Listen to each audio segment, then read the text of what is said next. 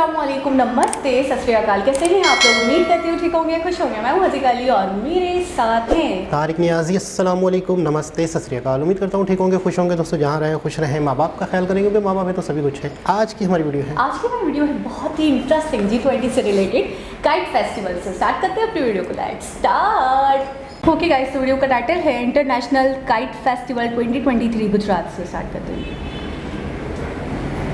कोविड-19 महामारी के कारण 2 साल के बाद गुजरात के अहमदाबाद में इंटरनेशनल काइट फेस्टिवल 2023 का आयोजन हुआ। अच्छा, 8 से 14 जनवरी 2023 तक गुजरात पर्यटन निगम द्वारा इसका आयोजन किया गया।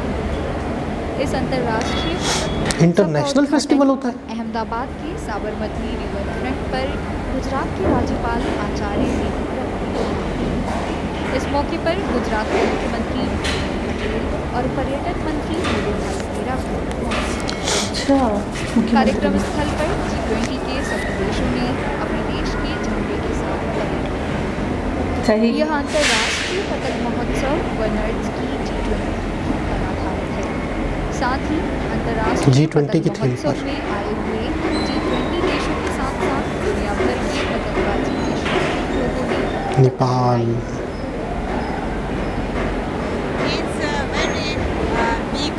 पतंगे भी वही कमाल की हैं।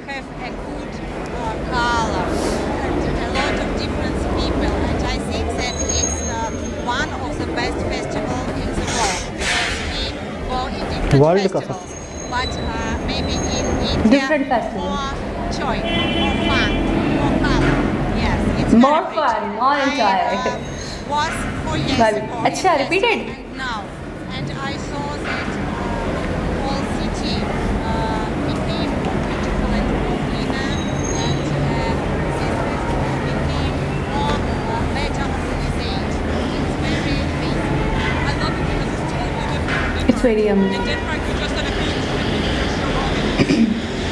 Denmark. Unlike the official stuff that goes on here, the show is beautiful and it's fun to walk and represent your country.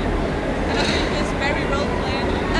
The people, the Indian people brought me here, and I thought last time I had so much fun. And it was so much fun to see the different kites from the other kite flyers and meet the Indian people. इस बार गुजरात के आसमान में भारत की G20 presidency लोगों के आकार में विशेष पतंग नजर आई। इसके अलावा अंतर्राष्ट्रीय पतंग महोत्सव में आने वाले लोगों ने one earth, one family, one future G20 लोगों वाली एक विशेष G20 फोटो बूथ पर तस्वीरें खींची। इस दौरान कई प्रतिभागी G20 लोगों वाली टी-शर्ट और टोपी पहने। One earth, one family.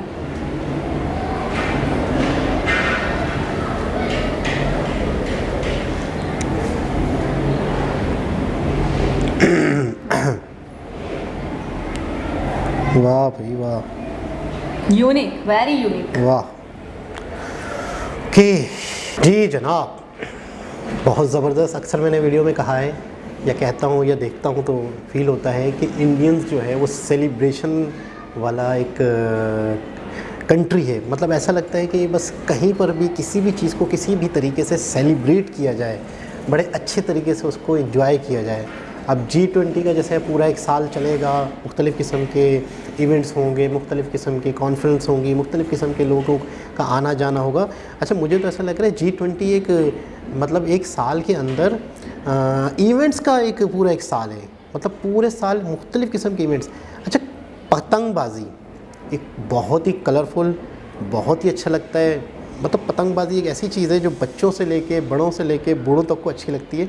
अच्छा, पतंगबाज़ी में भी G20 की इन्होंने थीम रखी, यानी कि बाकायदा एक तरह से प्रमोशन भी हो गई, एक तरह से मतलब एक मैसेज भी हो गया। पूरी दुनिया से जो लोग आए हुए हैं तो उन्हें भी पता चला कि इंडिया में किस तरीके से चीज़ों को खूबसूरत तरीके से प्रेजेंट किया जाता है।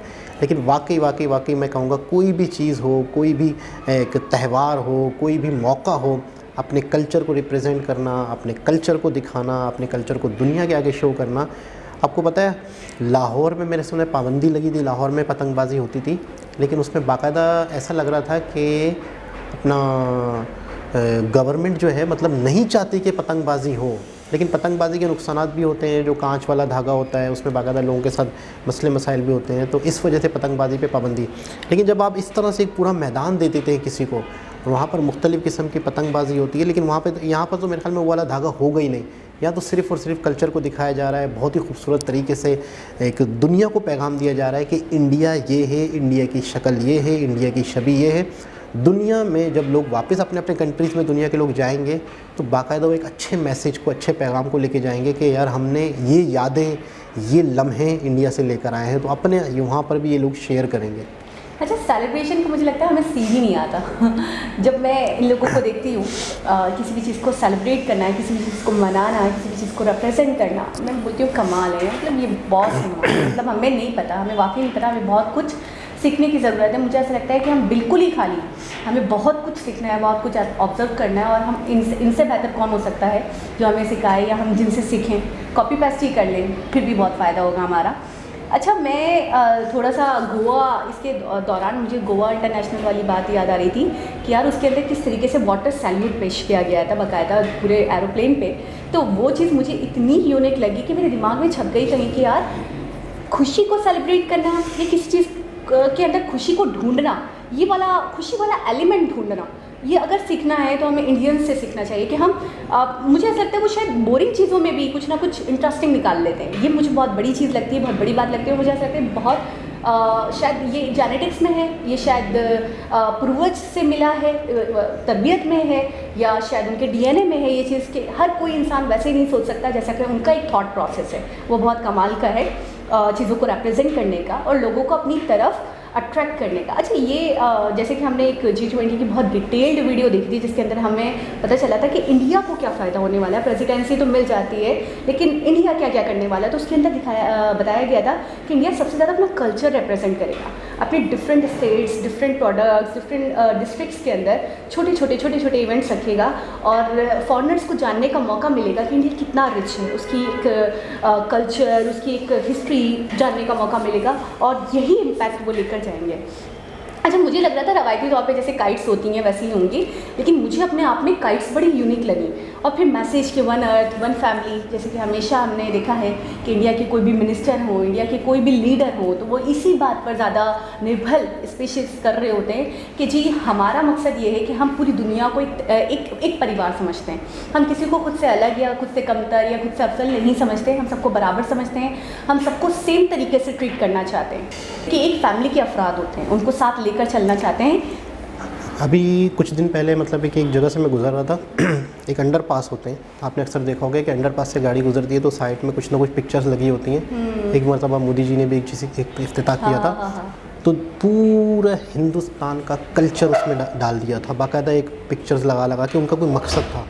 अभी मैं एक अंडर पास से गुजर रहा था तो पिक्चर्स लोगों ने बनाई हुई थी, मतलब स्कूल वालों ने, किसी ने पिक्चर्स क्या है, बहुत ज़्यादा कायद-ए-आज़म की मज़ार, बहुत ज़्यादा फूल, दरख्त, आई लव कराची। मतलब मैं हैरान था, मतलब ये आप लोगों के साथ वीडियोस देख के मेरे जहन में ये आया कि क्या हमारे पास कल्चर नाम की चीज़ ही नहीं है।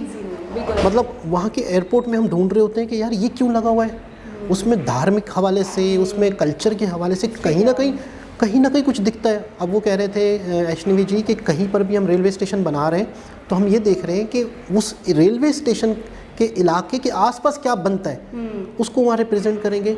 मतलब हमारे यहाँ पे वॉल पे अगर कोई पेंटिंग बन भी रही है, कोई यूनिवर्सिटी वाली लड़कियाँ लड़के मिल के अगर कुछ बना भी रहे हैं शहर को खूबसूरत बनाने के लिए, यकीन करें कोई भी हमारी हिस्ट्री, कोई भी हमारा कल्चर, एक मतलब आपने जिक्र किया था जैसे रास्ते से हम मतलब आ रहे थे तो मतलब ठीक है खूबसूरत लग रहा था, लेकिन नहीं लग रहा था। मैं सोची थी इसकी जगह किसी और का मुजस्समा होता, कोई मतलब कोई हीरो होता है जैसे वल्लभ भाई पटेल। आपने देखा कितना प्यारा मुजस्समा है। कहने का मतलब ये है कि हमारी सोच ही नहीं है। मतलब हम अगर किसी चीज़ को खूबसूरत बनाना चाह रहे हैं, चौरंगी को, सड़क को, दीवार को, तो हम उसमें दरख्त लगा रहे हैं। मतलब दरख्त बना दिया और कराची के कायद-ए-आज़म की मज़ार दिखा दी और कोई फूल पत्तियाँ दिखा दी। अच्छा, क्या लिखा हुआ है ABCD, मतलब उन्होंने भरना है दीवार को ABCDEF अलिफ बे। कहीं पर भी कोई सिंधी टोपी है, कोई अजरक है, कोई मतलब कोई कल्चर, या तो फिर हमारे पास कल्चर है ही नहीं, या तो हम कल्चर के हवाले से बिल्कुल इतने रिच हैं ही नहीं। कि यार हम क्या दिखाएं, मतलब वहाँ दिखाने के लिए जगह कम पड़ रही हैं कि हमारे यहाँ जो भी कोई एयरपोर्ट बनेगा, कोई भी दीवार बनेगी, कोई भी अंडरपास बनेगा, उसको हम अपने कल्चर से भर देंगे। हमारे यहाँ पे भरनी है दीवारें, लेकिन हमें ABCD मिल रही है, हमें कायद आज़म की मज़ार की पिक्चर मिल रही है, हमें कुछ मिल ही नहीं रहा। अच्छा, आपको पता है मैं बहुत बड़े सर्जन के पास गई और वहाँ पे एक बहुत बेशकीमती पेंटिंग रखी थी। तो मैंने उस पेंटिंग को देखा। अच्छा, वो पेंटिंग इतनी अट्रैक्टिव थी कि आप उसको एक दफ़ा देखकर दोबारा आपका वाकई दिल कर रहा था उसे देखने का। और आप यकीन करेंगे कि वो पेंटिंग क्या थी, आप लोग हैरान हो जाएंगे। वो पेंटिंग एक राजस्थानी औरत की थी जिसने बाकायदा वो कल्चर फॉलो किया हुआ था, वैसी ज्वेलरी पहनी हुई थी, वैसा दुपट्टा लिया हुआ था, वैसे कढ़ा हुआ एक चुनरी ली हुई थी। और वो पेंटिंग इतनी अट्रैक्टिव लग रही थी और इतनी एक्सपेंसिव और बेशकीमती लग रही थी कि मतलब देखकर दिल कर रहा था कि काश ये मेरे पास हो। तो मैं यही सोचती हूँ यार कि उन्होंने अपने कल्चर को संभाल कर रखा, उन्होंने अपनी जड़ों को संभाल कर रखा, उन्होंने कभी उसके ऊपर पानी नहीं फिरने दिया, उन्होंने कभी उस पर कॉम्प्रोमाइज़ नहीं किया। और हमसे अगर कोई पूछे, अच्छा हमारे हीरोज़ के बारे में हमेशा अक्सर एंकर पर्सन्स को बोलते हुए सुना है, मीडिया पर्सन्स को बोलते हुए सुना है, यार हमारे पास तो हीरो ही नहीं है, हमारे पास लेर देखकर कायदे आज़म, अल्लामा इकबाल, बस खत्म हो जाती है हमारी बुक्स, सर सैयद अहमद खान, और वो भी वो उस वक्त आज़ादी से पहले के और आज़ादी के बाद के कोई हीरो ही नहीं दिखते हमें। उनको देखें तो APJ अब्दुल कलाम उनके पास थे, उनको देखें तो भाई जी उनके पास अम्बेडकर, डॉक्टर अम्बेडकर थे, उनको देखें तो उनके पास बहुत सारे भगत सिंह थे। तो उनके पास बहुत हीरोज़ हैं, उनके पास बेशकीमती सरमाया, हमारे पास कुछ भी नहीं है। तो मैंने उस दिन जिस दिन हमने आई थिंक अभी और नहीं की एक वीडियो देखी थी जिसमें उन्होंने कहा था कि हम अपने हीरोज़ को, हाँ, कि हम अपने हीरोज़ को याद रखते हैं और इसी वजह से शायद हमने उनको याद, तो इन्हीं की वजह से आज इंडिया यहाँ है, इनकी ही देन है, इनकी ही काविशें, कोशिशें, कुर्बानियाँ हैं, जिसकी वजह से आज, जैसे कि विक्रम साराभाई के हवाले से उन्होंने बताया कि उन्होंने कितनी मेहनत करी, कितना कोशिश थे वो इंडिया को लेकर, स्पेस की खिदमत को लेकर और इसको लेकर, इस फील्ड को लेकर। तो मैं उस वक्त ये सोच रही थी कि यार हमने तो हमारे हीरोज़ को भुला दिया, अब हमारे पास हीरोज़ ही नहीं। जैसे हमारे डॉक्टर अब्दुल कदीर खान थे, डॉक्टर अब्दुल सलाम थे, हमने किसी पे कोई इल्ज़ाम लगा दिया, उसको साइड कर दिया, किसी पे कोई इल्ज़ाम लगा के उसकी पोस्ट, उसकी चीज़ें, उसकी सब कुछ छीन लिया, उसका मतलब उसकी इज़्ज़त व वक़ार भी छीन लिया, हमने उसको दिया क्या? आज हमारे पास हमारी नस्लों को बताने के लिए हमारे पास हीरोज़ ही नहीं है। हम किसके मुजस्समे बनाएं? हम कायदे आज़म और अल्लामा इकबाल के अलावा किसके मुजस्समे बनाएं? आज़ादी के बाद के कौन से हीरो हैं हमारे पास जो हमारी नस्लें हमसे पूछें कि जी ये कौन है, तो हम उनको उनकी हिस्ट्री बताएं कि इनकी ये कुर्बानियाँ थी, इनकी ये काविशें थी, इनकी ये खिदमत थी। पाकिस्तान को लेकर हमारे पास तो कोई हीरो ही नहीं है, क्योंकि हमने अपने हीरो को कभी तस्लीम किया ही नहीं, कभी माना ही नहीं, उनको वो स्टेटस, वो रुतबा, वो इम्पोर्टेंस दी ही नहीं। आपको नहीं लगता? कल परसों मैंने एक कमेंट पढ़ा, बाकायदा कहा गया, जब 2-3 वीडियो ऐसी हमने देखी जिसमें बहुत ज़्यादा डिप्रेस हो गए थे हम लोग और बाकायदा बहुत ज़्यादा कंडीशन पाकिस्तान के हवाले से ख़राब दिख रही थी, तो आप बोला आपको नहीं लगता कि लोगों की बद्दुआएं शामिल हैं? बिल्कुल ऐसे बोला आपको नहीं लगता कि पाकिस्तान जिस तरीके से जिन हालात की तरफ जा रहा है कि कहीं ना कहीं लोगों के साथ ज़्यादतियाँ हुई हैं, कहीं ना कोई जुल्म हुए हैं जो पूरे पाकिस्तान में ये मुसीबत चल रही है? मैं मुत्तफ़िक। तो मुझे वो बात बड़ी दिल पे लगी कि वाकई कहीं ना कहीं ऐसी चीज़ हुई है, कहीं ना कहीं ऐसे मामलात हुए हैं कि आज पाकिस्तान चाह कर भी, आपको पता है कि एक हमारे यहाँ मैं बड़ा हैरान हुआ कि अब शायद हमें बांग्लादेश पे रिएक्शन देना पड़े। ढाका पे मेट्रो स्टार्ट हो गई, ढाका में बाकायदा पाकिस्तान में व्हाट्सएप ग्रुप्स में वो वीडियो चल रही है। आपको मैं एक बात बताऊंगी, आप हिल जाएंगे। कल सुबह की न्यूज़ की बात है, बाकायदा एंकर पर्सन बैठ के बोल रहे थे Pakistan is going to be next Sri Lanka.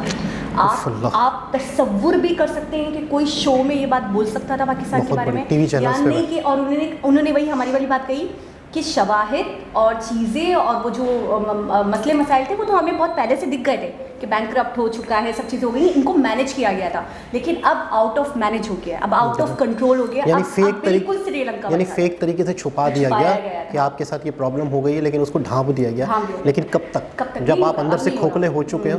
लेकिन बस अल्लाह बेहतर करे कि कहाँ सूरत हाल जाती है। लेकिन मुझे वो बांग्लादेश वाली जो ढाका वाली मेट्रो बड़ी मतलब है कि वहाँ सेलिब्रेशन हो रही है, बड़ा लोग खुश हो रहे हैं और बाकायदा लोग मतलब व्हाट्सएप पे बाकायदा लोग तंज कर रहे हैं कि ये वो देश था जो हमसे अलग हुआ, आज वहाँ पर वहाँ के जो कैपिटल है वहाँ पर आज मेट्रो स्टार्ट हुई है। अच्छा, कितना फ़ख्र करते होंगे वो अपने इस डिसीजन पर कि यार हमने वक्त रहते किनारा कर लिया, और नहीं तो शायद हमारी भी यही स्थिति होती जो आज इनकी है। बिल्कुल ऐसा ही है। तो एक बहुत ज़बरदस्त वीडियो थी, बहुत अच्छा लगा। G20 सेलिब्रेशन हो रही है और बाकायदा एक एक पल मोदी जी के होते हुए, मोदी जी हैं तो G20 यहाँ आया है, तो एक एक पल मेरे ख्याल में ये इंजॉय करेंगे, एक एक पल से बेनिफिट उठाएंगे, एक एक पल पूरी दुनिया को बताएंगे हिंदुस्तान क्या है और हिंदुस्तान में कितने खूबसूरत कलर्स हैं, कितने सेलिब्रेशन है, कितनी कल्चर है। तो बहुत ज़बरदस्त वीडियो थी। दोबारा किसी और हिसाब से मुलाकात होगी, जब तक के लिए अल्लाह हाफ़िज़।